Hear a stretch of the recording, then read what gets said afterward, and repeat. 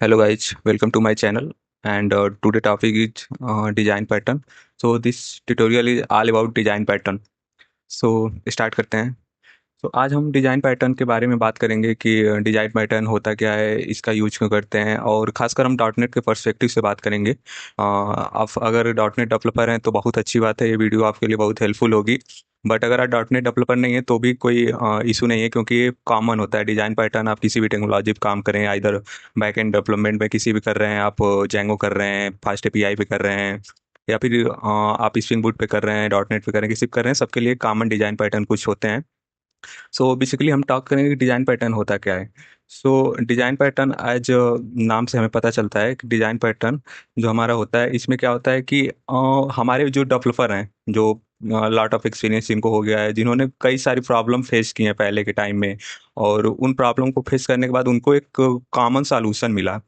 तो उस सॉल्यूशन को वही सॉल्यूशन ही हमारा एक डिज़ाइन पैटर्न है। जैसे फॉर एग्जांपल के तौर पे जैसे हम लेते हैं कि लेट्स सपोज करिए कि हमको कोई बिल्डिंग बनाना है, अपना घर बनाना है। तो घर बनाने के लिए क्या होता है कि हमारे जो आर्किटेक्ट होता है, तो हम उससे आर्किटेक्ट से अपने कांटेक्ट करते हैं कि मेरा आर्किटेक्ट है, उससे मैंने कांटेक्ट किया। तो आर्किटेक्ट क्या है कि उसके पास एक डिफाइंड आर्किटेक्ट होता है, एक जो पहले से एक प्री डिफाइंड होता है, जिसमें होगा कि आपका एक कमरा होगा, उसमें आपका ये किचन हो जाएगा, या बेडरूम हो जाएगा, ये हॉल हो जाएगा, ये बाथरूम हो जाएगा। स्पेसिफिक आपका डिज़ाइन होता है ऑलरेडी, एक डिज़ाइन किया गया होता है, जिससे आपको प्रॉब्लम ना हो, चीज़ों को फेस किया हुआ चीज़ों का वो सॉल्यूशन होता है। तो सिमिलर वे में डिज़ाइन पैटर्न भी वही है कि जो multiple developers lot of time से जो फेस कर रहे थे प्रॉब्लम, उनको जो है एक कॉमन सॉल्यूशन निकाल ले, जिसको अगर आप फॉलो करके अपने प्रोजेक्ट के आर्किटेक्चर को अगर उसको फॉलो करके आप बना रहे हो डिज़ाइन पैटर्न को, तो आपको जो है इन फ्यूचर अपने प्रोजेक्ट को एक्सटेंड करने में, उसमें न्यू कुछ इन्हांसमेंट करने में आपको कोई इशू नहीं आएगा। सो बेसिकली यही होता है हमारा एक डिज़ाइन पैटर्न। सो जैसे सपोज करिए कि हमारा कोई एक प्रोजेक्ट है, ठीक। अब हमारा प्रोजेक्ट है, इसमें हमने रिपोजिटरी पैटर्न को फॉलो किया। तो रिपोजिटरी पैटर्न में क्या हुआ कि हमारा डेटा एक्सेस लेयर और जो हमारा डायल होता है, डेटा एक्सेस लेयर हो गया, और हमारी जो रिपो जो हमारा कंट्रोलर होता है, उसके बीच हम एक रिपोजिटरी का एडिशनल लेयर ऐड कर देते हैं, जिससे कि हमारा चीज़ें हाइड रहें। डेटा एक्सेस लेयर को हम हाइड करते हैं, सिक्योरिटी के पर्सपेक्टिव से कह लें, या डायरेक्टली एक्सेस ना हो सके, या हमारा कोड बहुत कॉम्प्लेक्स, कंट्रोलर में कोड कॉम्प्लेक्स ना हो जाए, इस चीज़ों को हाइड करने के लिए हम सिंपली यूज करते हैं। सो देखते हैं डिज़ाइन पैटर्न क्या होता है डॉट नेट में। सो डिफिनीशन के आप देख सकते हैं कि a design pattern is a standard solution reoccurring software design problems, and it provides the best practice for organized code, reducing coupling and improved reusability and maintainability. सो यही बेसिकली होता है कि एक स्टैंडर्ड सॉल्यूशन है हमारे रिओकरिंग जो सॉफ्टवेयर डिज़ाइन प्रॉब्लम होती हैं, और एक ब्लूप्रिंट होता है। ये जो होता है हमारा डिज़ाइन पैटर्न होता है, एक ब्लूप्रिंट होता है, हमारा एग्जैक्ट वो कोड नहीं होता। एक डिज़ाइन पैटर्न है, ब्लूप्रिंट की तरह होता है, जो एक टेम्पलेट हमें डिफाइन करता है कि इस टेम्पलेट को हमें फॉलो करके अपने कोड को अपने प्रोजेक्ट के स्ट्रक्चर को बनाना होगा, ताकि फ्यूचर में उसको एक्सटेंड करने में, टेस्टिंग करने में और चीज़ों में प्रॉब्लम ना हो। सो बेसिकली डिज़ाइन पैटर्न जो होते हैं वो दो टाइप के होते हैं, उनके टाइप जो होता है आपके तीन टाइप के होते हैं बेसिकली डिज़ाइन पैटर्न। तो एक एक करके हम देखते हैं कौन कौन से होते हैं हमारे। फर्स्ट होता है हमारा जो होता है क्रिएशनल पैटर्न होता है। क्रिएशनल पैटर्न क्या डिफाइन करता है? कंट्रोल ऑब्जेक्ट क्रिएशन को हमारे कंट्रोल करता है, कि जिसमें हमारा ऑब्जेक्ट का कैसे, ऑब्जेक्ट उसका किसी भी क्लास का ऑब्जेक्ट कैसे क्रिएट होगा, कैसे उस क्लास का ऑब्जेक्ट हम बनाएंगे, ये सारी चीज़ों को वो हमारा कंट्रोल करता है। और इसमें जैसे आप एग्जांपल तब ले लेते हैं कि instead of creating object new with new everywhere a factory create them for you. मतलब फैक्ट्री पैटर्न जो होता है, एक हमारी फैक्ट्री होती है जो क्या करती है कि हमें यहाँ से हमें जो रिक्वेस्ट करते हैं कि हमें इस क्लास का ऑब्जेक्ट चाहिए, तो एक फैक्ट्री हमें ऑब्जेक्ट क्रिएट करके देती है। आइदर देन कि हम हर क्लास का अपने खुद ऑब्जेक्ट क्रिएट करें, हमारे पास एक कॉमन फैक्ट्री होती है जो हमारे ऑब्जेक्ट को हम रिक्वेस्ट करते हैं जिस भी क्लास का ऑब्जेक्ट क्रिएट करने का, वो क्रिएट करके देती है। सो बेसिकली यही होता है कि क्रिएशनल पैटर्न में होता है कि जो हमारे ऑब्जेक्ट क्रिएशन को कंट्रोल करता है, जैसे सिंगलटन हो गया इसका एग्जांपल, फैक्ट्री हो गया, अब्स्ट्रैक्ट फैक्ट्री हो गया, बिल्डर हो गया, प्रोटोटाइप हो गया, ये हमारे क्रिएशनल पैटर्न के अंदर आते हैं। सेकेंड हमारा होता है स्ट्रक्चरल पैटर्न। अब स्ट्रक्चरल पैटर्न में क्या होता है, ऐसे नाम से ही हमें पता चलता है कि ये organize classes and object into larger structure. जो हमारे लार्जर स्ट्रक्चर में कोई भी हम जब अपना ऑब्जेक्ट क्रिएट करते हैं या क्लास बनाते हैं, तो बहुत बड़ा स्ट्रक्चर जो बन जाता है, उनको किस वे में हम ऑर्गेनाइज करें, किस वे में हम उनको ऑर्गेनाइज करें, उसको ये डिफाइन करता है स्ट्रक्चरल पैटर्न। डिफाइन बेसिकली हमारे स्ट्रक्चर को डिफाइन करता है। एग्जाम्पल के लिए आप लेंगे कि जैसे डेकोरेटर होता है, वो add extra functionality to an object without changing the original code. ये क्या करता है, डेकोरेटर पैटर्न क्या करता है कि हमारे कोड में एक्स्ट्रा फंक्शनलिटी ऐड कर देगा, जो विदाउट चेंजिंग और ओरिजिनल कोड को बिना इम्पैक्ट डाले हमारे ओरिजिनल कोड को एक एक्स्ट्रा फंक्शनलिटी हम उसमें ऐड कर सकते हैं। जैसे लेट सपोज करो कि हमारा कोई एक हमारा ऑर्डर का है, ऑर्डर करना है। अब ऑर्डर में क्या होगा कि हम ऑर्डर प्लेस करेंगे, तो उसमें क्या होगा कि हम ऑर्डर प्लेस होने के बाद हमें ईमेल सेंड हो रही है, ईमेल सेंड हो रही है। तो अब यहाँ ये ना हो कि बाद में हम चेंज करना जाएं कि ईमेल की जगह हम चाहते हैं कि हमारा एसएमएस सेंड हो, तो ऐसा ना कि हमारे ऑब्जेक्ट में जो मेन हमारा कंट्रोलर है उसमें कुछ चेंजेस करना पड़े। उसकी जगह हम डायरेक्टली एक इंटरफेस बना के वहीं पे अपना इनहेरिट कर लेंगे, ईमेल की जगह एसएमएस को इनहेरिट करके वहां से कॉल करा देंगे। तो हमारा जो कोड में चेंजेस करने की, मेजर चेंजेस करने की जरूरत नहीं होगी, बिना इम्पैक्ट डाले हमारे कोड को हम इजीली कर सकते हैं। तो यही होता है, एक स्ट्रक्चर डिफाइन करता है जिसमें अडाप्टर हो गया, डेकोरेटर इसके टाइप हो गए, फिर पैकेड हो गया, कंपोजिट हो गया, proxy, bridge, flyweight, these are the structure design pattern. तो अब लास्ट वन क्या होता है हमारा, बिहेवियरल पैटर्न होता है। बिहेवियरल पैटर्न क्या डिफाइन करता है कि हमारे प्रोजेक्ट के बिहेवियर को डिफाइन करता है, जिसमें ये define the object communicate and interact. हमें ये डिफाइन करता है कि मेरा ऑब्जेक्ट है, वो कैसे दूसरे ऑब्जेक्ट से कैसे कम्युनिकेट करेगा, कैसे इंटरेक्ट करेगा, कोई चीज़ उसको कॉल कराना है, कुछ भी कराना है, तो हाँ वो कैसे इंटरेक्ट करेगा, वो सारा चीज़ें हमारा ये बिहेवियरल डिफाइन करता है। जिसमें एक सबसे इसमें इम्पॉर्टेंट जो होता है स्ट्रैटेजी पैटर्न, अगर आप सुने होंगे, तो स्ट्रैटेजी पैटर्न बहुत इंपॉर्टेंट होता है। और स्ट्रैटेजी पैटर्न क्या करता है, strategy pattern allow you to switch between different algorithm at the run time. हमारे रन टाइम में हमें ये परमिशन देता है कि हम एक स्ट्रैटेजी से दूसरे स्ट्रैटेजी पे अपना स्विच कर सकते हैं। सो ये बिहेवियरल पैटर्न होते हैं। इसमें common structure, observer, command, state, mediator, chain of reference, template, iterator, ये मतलब इंपॉर्टेंट है हमारे बिहेवियरल पैटर्न के कुछ टाइप हैं। सो बेसिकली यही हो गया कि हमारे डिजाइन पैटर्न 3 टाइप के होते हैं, यही होते हैं। और मोस्टली हमारे आस्क डिजाइन पैटर्न जो होते हैं, जो हमें ज़्यादा पूछे जाते हैं हमसे, जैसे जिसमें हो गया अब डिपेंडेंसी इंजेक्शन, ये तो पूछा ही पूछा जाएगा, अब किसी भी इंटरव्यू में जाएंगे तो। रिपोजिटरी पैटर्न ये भी मोस्टली यूज होता है इंडस्ट्री में, क्योंकि इजीली इंप्लीमेंट किया जाता है। और हर एक प्रोजेक्ट, छोटा बड़ा प्रोजेक्ट, आप जिसमें भी जाएंगे मैक्सिमम जगह है रिपोजिटरी आपको यूज मिलेगा। Dependency injection dot net core में तो बाई डिफॉल्ट ही होता है। और सिंगलटन पैटर्न ये भी मोस्टली यूज होता है। सिंगलटन पैटर्न, फैक्ट्री पैटर्न का भी यूज होता है, थोड़ा अच्छे लेवल के प्रोजेक्ट में यूज होते हैं, लेकिन इसका भी यूज होता है। ये कॉमन हो गए। और स्ट्रेटजी पैटर्न, ये 5 जो हैं आपके, ये 5 आने ही आने चाहिए, और ये मोस्टली हमें से पूछे जाते हैं। और जैसे बाकी भी होते हैं, builder pattern, observer, media, decorator, और एक यूनिट ऑफ वर्क पैटर्न भी होता है, ये भी इंपॉर्टेंट होता है। तो बेसिकली हम इस वीडियो में जो है बेसिकली इन 6 पे बात करेंगे, dependency injection, repository, singleton, factory, strategy और unit of work. Unit of work हम कवर कर देंगे, इसके रिपोजिटरी के अंदर ही इसका मोस्टली यूज होता है, तो इसको हम इसी के अंदर कवर कर देंगे।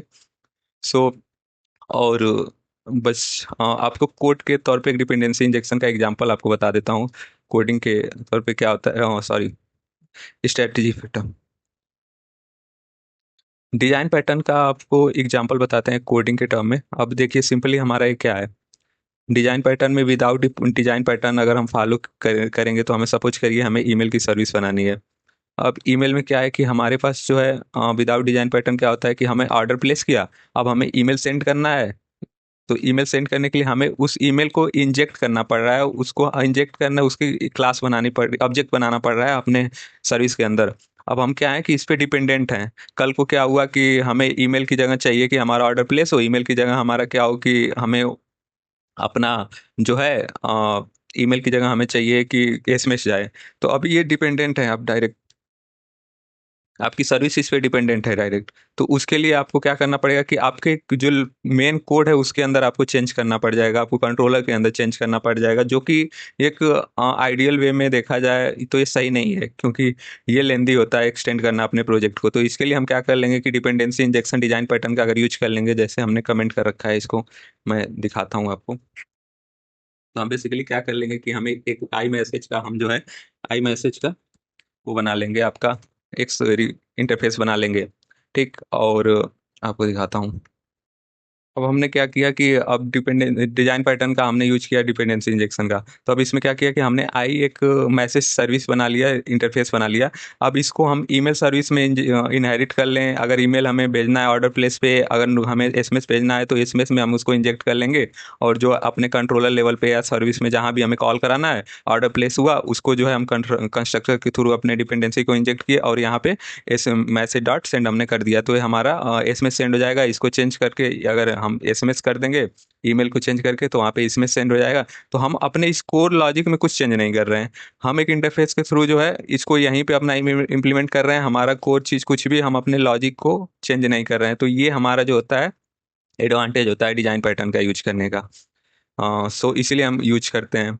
और इसके कैरेक्टरिस्टिक होते हैं, कुछ होते हैं डिजाइन पैटर्न के, जैसे रियूजेबल सॉल्यूशन आपको बना देगा, और वेल टेस्टेड अप्रोच होता है, इम्प्रूव कोड की क्वालिटी बढ़ा देगा, प्रमोट लूजली कपल को भी प्रमोट करता है, और follow object oriented principle make application scalable and maintainable.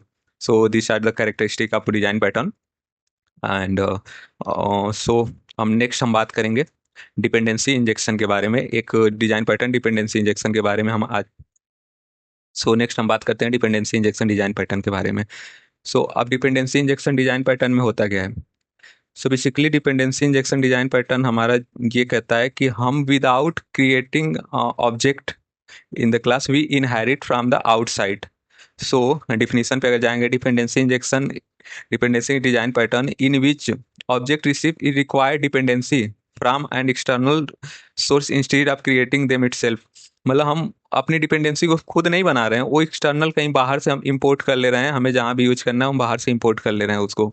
और आप रियल लाइफ एग्जांपल के तौर पे एज्यूम करिए, जैसे हमारे पास मान लीजिए हमारी एक कार है। इसको सपोज करिए कार है हमारी, ठीक।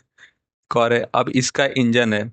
अब हम क्या कर रहे हैं, या तो इंजन हम खुद बना लें, इंजन को हम खुद बना लें, तो इसमें क्या होगा कि हमारे कॉस्ट आएगा, बहुत सारी चीज़ों को इम्प्लीमेंट, हमें स्किल होना चाहिए, इंजन में स्किल लेबर ढूंढने पड़ेंगे, और बहुत सारी चीज़ें हैं जो एक इंजन बनाने के लिए हमें सेटअप करना पड़ेगा।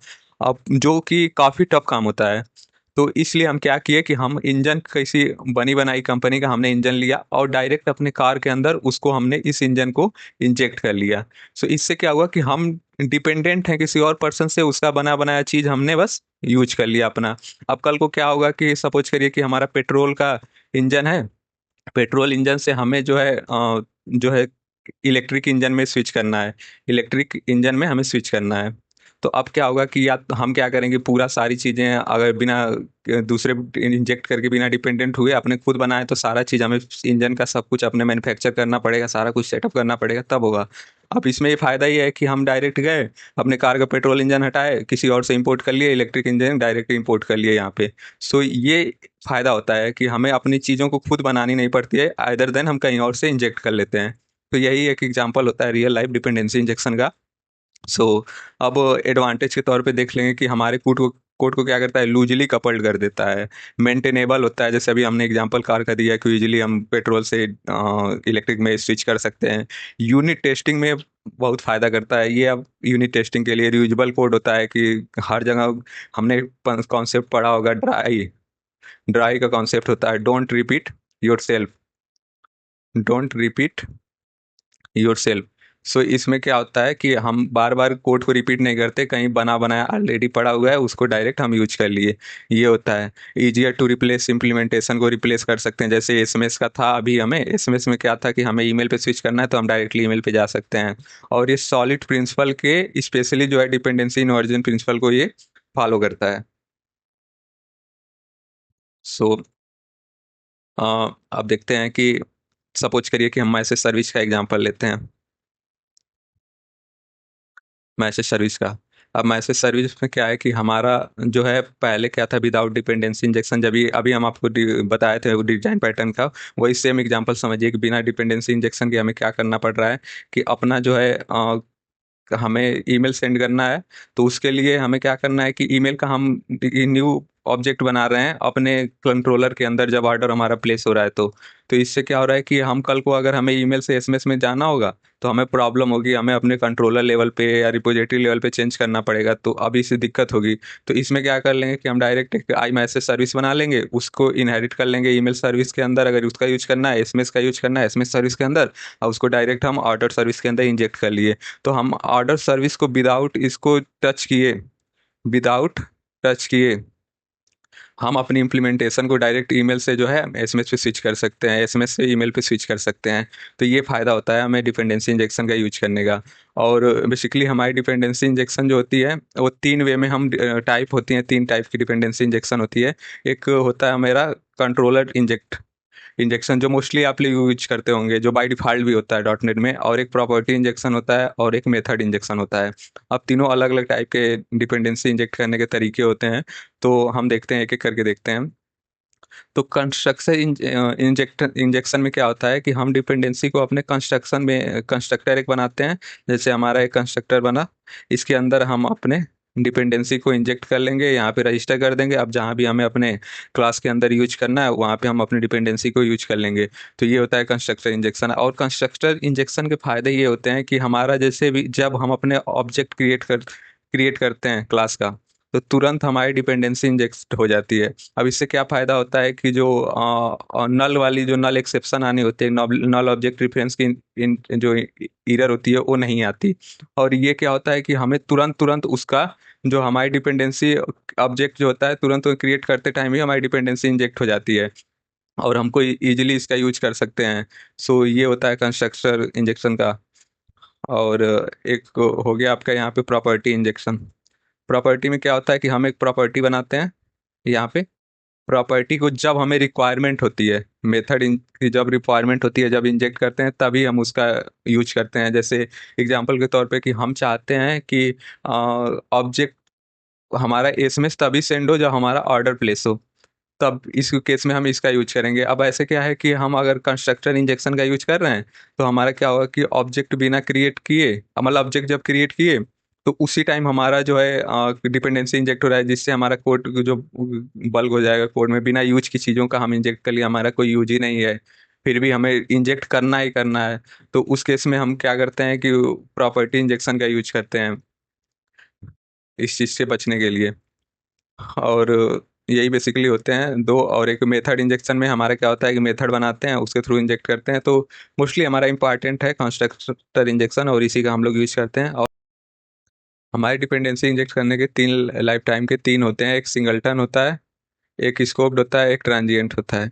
सिंगलटन में क्या होता है कि हमारा एक ऑब्जेक्ट क्रिएट होता है, एक ऑब्जेक्ट क्रिएट होता है, और जितनी बार हम उसको रिक्वेस्ट करेंगे, रिक्वेस्ट 1 हुई, रिक्वेस्ट 2 हुआ, रिक्वेस्ट 3 हुआ, हर बार सेम इंस्टेंस सेम मिलेगा हमें, हर बार सेम मिलेगा सिंगलटन में। हमें अलग अलग इंस्टेंस नहीं मिलेगा। जब हम ऑब्जेक्ट क्रिएट करेंगे उसी टाइम एक इंस्टेंस बन गया, वो हमें हमारा होल मतलब प्रोजेक्ट लाइफ टाइम वही शेयर होगा। और इसको रजिस्टर करने के लिए क्या करते हैं कि हम एक अपने जो है program dot C S class में इसको सर्विस को, जैसे मैसेज की सर्विस को रजिस्टर करना है तो हम यहाँ पे रजिस्टर कर लेंगे। एग्जाम्पल उसका है कि one instance existing for the entire application के लिए यूज होता है। और इसका यूज बेसिकली होता है कॉन्फ़िगरेशन वगैरह के लिए होता है, लॉगर के लिए होता है कि हमारा एक ही लॉगिन का इंस्टेंस बनाना है मेमोरी कैशिंग के लिए। अब लॉगिन के एग्जांपल जैसे हम अलग अलग इसका सिंगलटन का यूज नहीं करेंगे तो हर बार अलग फाइल बन जाएगी। जैसे हमने स्कोप्ड का यूज कर दिया तो हर एचटीटीपी रिक्वेस्ट पे हमारा अलग अलग लॉग फाइल बन जाएगी, जो कि सही नहीं है। तो इसीलिए हम एक ही लॉग फाइल अपना बनाते हैं जो हमारे प्रोजेक्ट के पूरे लाइफ टाइम में रहता है। तो इसलिए यहाँ पे हम सिंगलटन का यूज करते हैं। अब स्कोप्ड का क्या होता है कि स्कोप्ड जो होता है ये जो होता है पर एचटीटीपी रिक्वेस्ट पे इसका ऑब्जेक्ट क्रिएट होता है। जैसे हमारा एक एचटीटीपी रिक्वेस्ट गया, एचटीटीपी रिक्वेस्ट तो हमारा एक ऑब्जेक्ट क्रिएट हुआ, दूसरे एचटीटीपी रिक्वेस्ट पे सेकेंड ऑब्जेक्ट क्रिएट हुआ।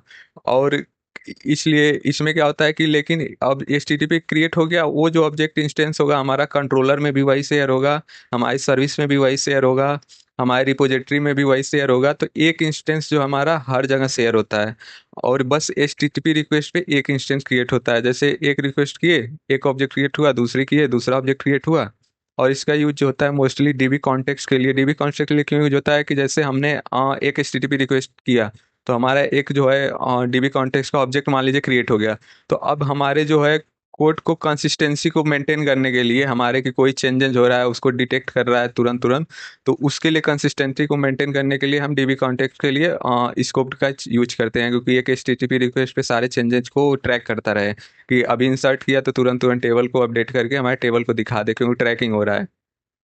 और रिपोजिटरी के लिए कि रिपोजिटरी क्रिएट करते हैं, और फिर बिजनेस सर्विस को रजिस्टर करने के लिए जो होता है हमारा इसका यूज करते हैं, और इसको रजिस्टर करने के लिए कंट्रोलर में सिंपली ऐसे हम रजिस्टर करते हैं। अब ट्रांजिएंट क्या होता है? ट्रांजिएंट में क्या होता है कि उस पर इसमें रिक्वेस्ट पे क्रिएट होता है। पर रिक्वेस्ट हमने किया, एक ही ऑब्जेक्ट को हमने जितनी बार उसको रिक्वेस्ट किया, जितनी बार रिक्वेस्ट करेंगे हम उसके ऑब्जेक्ट को, उतनी बार हमारा अलग अलग इंस्टेंस इसको मिलेगा। सो इसमें क्या होता है, create new object every time it requested. पर एक सर्विस को हमने ऑब्जेक्ट वन अभी रिक्वेस्ट किया किसी दूसरे क्लास से, तो उसका एक ऑब्जेक्ट बन गया। उसी सर्विस को तीसरे क्लास से रिक्वेस्ट किए तो सेम अलग ऑब्जेक्ट बन गया। सो ये उस केस में करते हैं जहाँ पे हमें स्टेटलेस सर्विस मेंटेन करना होता है, और ये बहुत लाइट वेट होता है। अब कंपेरिजन हो गया इन तीनों में जो मोस्टली पूछा जाता है। तो नंबर ऑफ इंस्टेंस क्या होता है सिंगलटन और स्कोप और ट्रांजिएंट में देखते हैं कि वन फॉर एप्लीकेशन, और इसमें क्या होता है कि स्कोप में क्या होता है कि वन पर रिक्वेस्ट पे क्रिएट होता है और न्यू एवरी इंजेक्शन पे। और शेयर्ड विद रिक्वेस्ट में क्या होता है कि यस एक एचटीटीपी रिक्वेस्ट पे इसमें भी स्कोप में भी शेयर्ड होता है, इसमें नहीं शेयर्ड होता है क्योंकि स्टेटलेस होता है। से एक क्लास रिक्वेस्ट, इसमें यस होता है कि सारी रिक्वेस्ट में एक ऑब्जेक्ट क्रिएट हो गया इंस्टेंस तो सारी रिक्वेस्ट में होगा, लेकिन इसमें नहीं होता है, इसको में ट्रांजिएंट में भी नहीं होता है। परफॉर्मेंस क्या होता है, इसकी फास्टेस्ट होती है सिंगलटन, क्योंकि ऑब्जेक्ट क्रिएशन के टाइम ही वो हमारा जो क्रिएट हो जाता है तो इसकी वजह से वो फास्ट होता है ऑलवेज। इसकी भी गुड होती है, इसकी मोर ऑब्जेक्ट क्रिएट होता है, मेमोरी ज़्यादा लेता है, तो इस वजह से थोड़ा स्लो होता है। और थ्रेड सेफ्टी को इसमें मेंटेन करना पड़ता है, हमें इसमें लेजी इम्प्लीमेंटेशन वगैरह देखना पड़ता है, इस वजह से हमें इसमें थ्रेड सेफ्टी देखना पड़ता है। कहीं एक साथ दो रिक्वेस्ट आ गई, एक ही साथ दो कंकरेंसी आ गई, दो रिक्वेस्ट आ गई, तो वहाँ पे जो है कि हमारा मल्टीपल ऑब्जेक्ट क्रिएट कर देगा। तो उसको मेंटेन करने के लिए हमें थ्रेड सेफ्टी की चेक वगैरह लगाना पड़ता है सिंगलटन का ऑब्जेक्ट क्रिएट करने के टाइम। और स्कोप में हमने यूजुअली ऐसा कुछ नीड नहीं पड़ता है, ट्रांजिएंट में भी नहीं नीड पड़ता। और यूज केस क्या होता है अभी बताया था कि लॉगिंग और कैश के लिए सिंगलटन का यूज करते हैं, स्कोप का डीबी कॉन्टेक्ट रिपोजिटरी के लिए, और ट्रांजिएंट का ईमेल और हेल्पर सर्विस वगैरह के लिए यूज करते हैं। सो ये आज के वीडियो में हम सिंपली बात किए अपना आज के वीडियो में सिंपली हमने बात किया डिजाइन पैटर्न होता क्या है, और एक हमने उनके डिजाइन पैटर्न के टाइप्स टाइप्स बात किए, यूजेज बात किए, एग्जांपल दिया हमने। और हम एक अपने डिजाइन पैटर्न के बारे में बात किए हैं, वो है dependency DI dependency injection pattern के बारे में बात किए हैं। नेक्स्ट वीडियो में हम बात करेंगे अदर पैटर्न जैसे स्ट्रैटेजी के बारे में बात करेंगे, फिर आपका फैक्ट्री डिजाइन के बारे में बात करेंगे, फिर हम बात करेंगे रिपोजिटरी डिजाइन के बारे में बात करेंगे, और फिर हम बात करेंगे आपके सिंगलटन के बारे में बात करेंगे, और एक हम और लास्ट यूनिट ऑफ वर्क के बारे में हम बात करेंगे। तो वो एक दो तीन चार पाँच छः, इन छः डिजाइन पैटर्न के बारे में हम पढ़ेंगे। तो पहला डिपेंडेंसी इंजेक्शन के बारे में हमने बता दिया है। सो नेक्स्ट पार्ट में हम डिस्कस करते हैं इन पांचों अदर मतलब डिजाइन पैटर्न के बारे में। सो सो थैंक यू गाइज।